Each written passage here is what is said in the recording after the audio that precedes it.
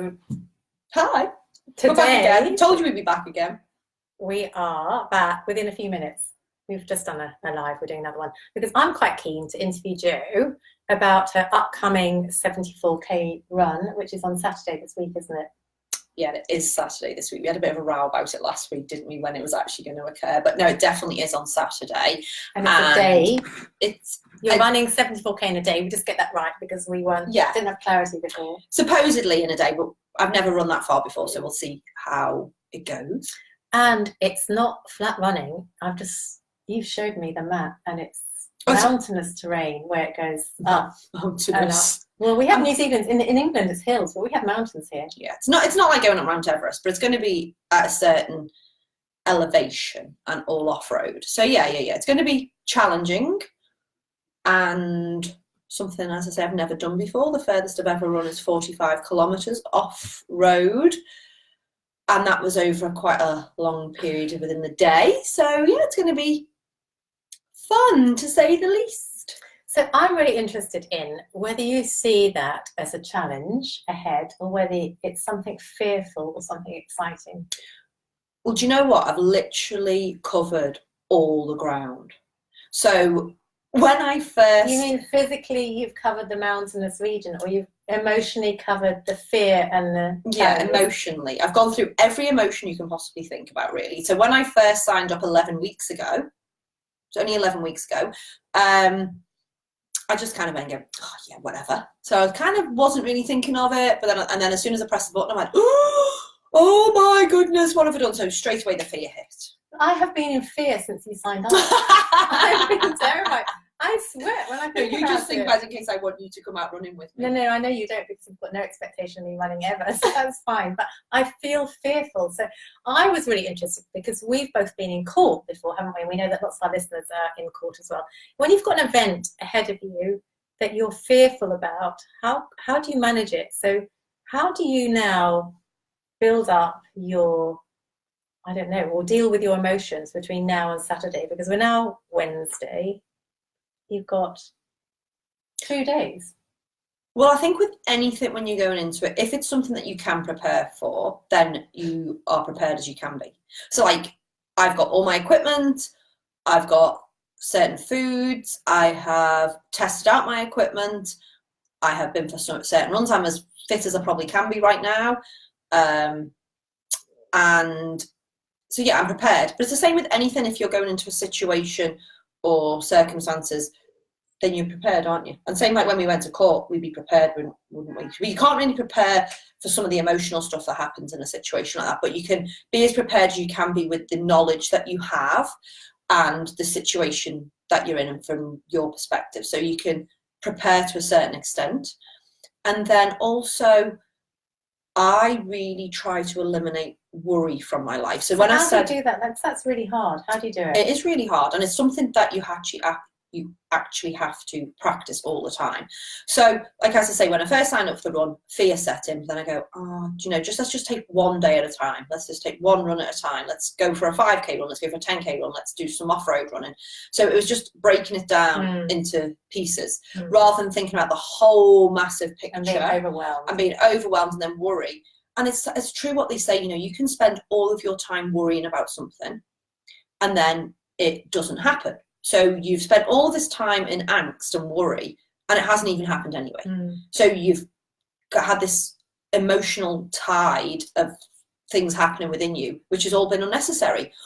Or you can worry and it does happen, well then it's a double whammy. And you've got to deal with it anyway. Yeah, you have to deal with it when it happens. Or you can not worry and it happens and you'd have to deal with it once. But you've not wasted all of that energy worrying. It's like guilt, shame. A lot of these things are things that we can unpack and try to get rid of. And I kept cautioning, we're human and the worry just pops in sometimes, but it's that self-talk that learning to cope with it. And it does take practice. Everything takes practice. And can you break it down as well so that you thinking, all I've got to do on Friday is get myself down there. All I've got to do on Friday after that is register or collect what I need to collect. It's literally thinking of the next certain things, what you can achieve, what can I do, what's within my capabilities. And again, we're talking about the run today.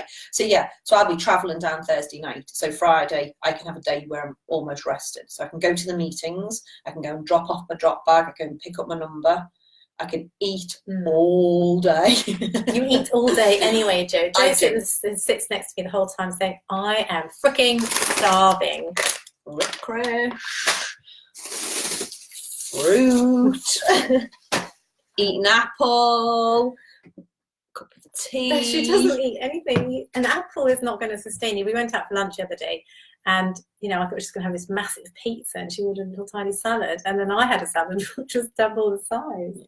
No. You need to eat properly. But then I had hers anyway. But in thinking about a situation that lies ahead for you guys listening, you're frightened of a speaking engagement, you've got a court case, or dealing with conflict in a relationship, how do you manage it? Break it down into small chunks. Be prepared, first of all. It's a really great piece of advice, isn't it? Be prepared as you can be in everything, really.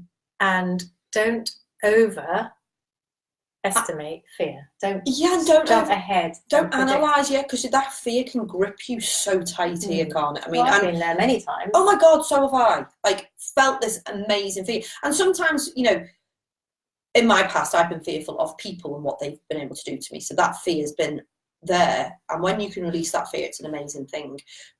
But again, everything we go through in life builds up our resilience and teaches us things, doesn't it? And hence why we are all about facing adversity and suffering, because from these times is when you really, really learn. And grow. Learn and grow. And you've said before, I forgot what I was going to say then.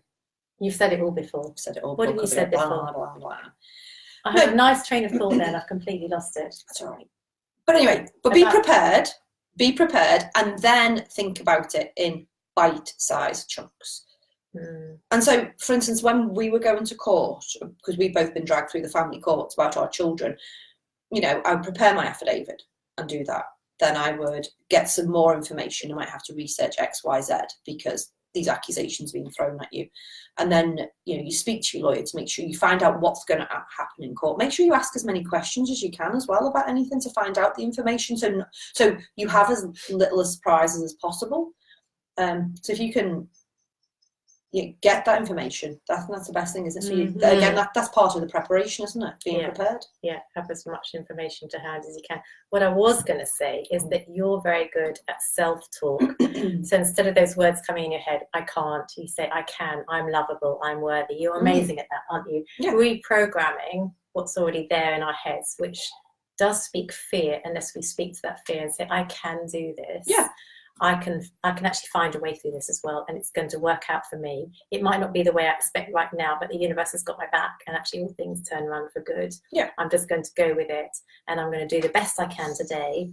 And it might not be the best that you ever feel you can do, but in the circumstances you're in, it's the best you can do today, and be proud of it. And just say to yourself, in the circumstances I'm in, this is the best I can do, and I did really well in it. Yeah. Which absolutely. I guess is true for your run, isn't it? It might be horrendous rain, and in the circumstances you're in, you're going to do the best you can in the rain or slippery conditions, so there's things you can't predict, but do the best you can in your circumstances, and then just be pleased with that. Yeah, and bite-sized chunks, and just put one foot in front of the other and keep going. And I'm going to interview again on Monday. Afterwards, I might not look quite so spry to people. I might be lying down in bed like this. I could interview you lying down, and I could bring you food, because you're going to be saying, I'm starving. I'm starving. I actually haven't said that on our podcast very much. I'm starving, but but you know what? I'll tell you something though. Every time we are recording a podcast, one of our stomach is rumbling. It's mine right now. Yeah, hers is going right, but usually mine, and usually me going, I'm starving and having a funny turn.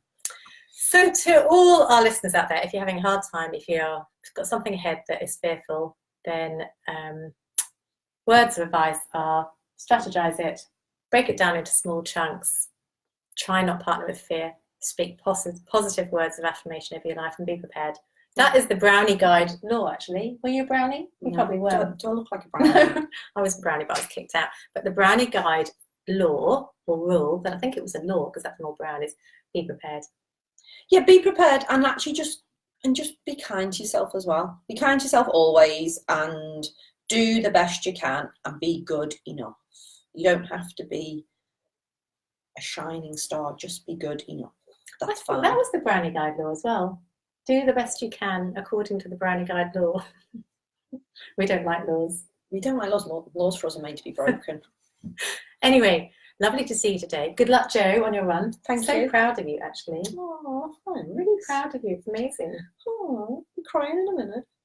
I'll probably be crying a bit on Saturday as well, I should imagine. See you soon. Bye. Bye.